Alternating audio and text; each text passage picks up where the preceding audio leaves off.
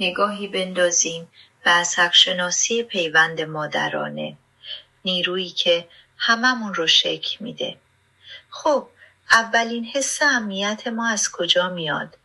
جالبه که این حس فکری نیست، کاملا فیزیکیه. این همون حالت امنیته که بدنمون آرومه. این پایه و اساس سلامت عاطفی ماست. حضور مادر این حس امنیت رو در ما شکل میده. لمسش میتونه آشفتگی درونی رو به آرامش تبدیل کنه.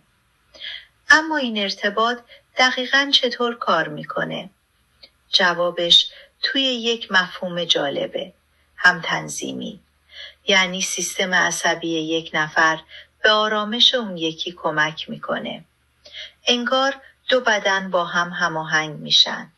باور کردنی نیست، اما حتی ضربان قلب و امواج مغزی مادر و کودکم میتونن هماهنگ بشن. اینجا میبینیم که چطور یه پیوند فیزیکی به یک دلبستگی روانی عمیق تبدیل میشه. این تجربه های اولیه چیزی رو میسازن که بهش میگیم دلبستگی ایمن، سنگ بنای سلامت روانی ما. اثرات این دلبستگی ایمن فوق‌العاده است روی سلامت روان، روابط و حتی حس ما از خودمون.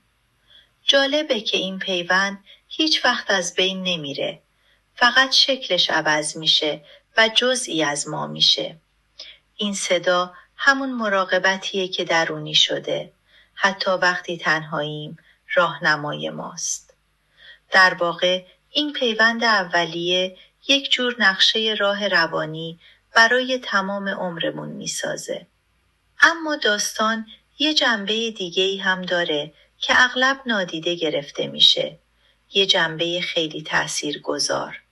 خیلی از مادرها به بچه‌هاشون حس آرامش و امنیت میدن، در حالی که شاید خودشون از درون زخمی باشن. این واقعاً یه نمونه شگفت‌انگیز از تاب‌آوریه. پس حضور مادر اولین تجربه ما از سلامت روانی و احساس امنیت توی این دنیاست.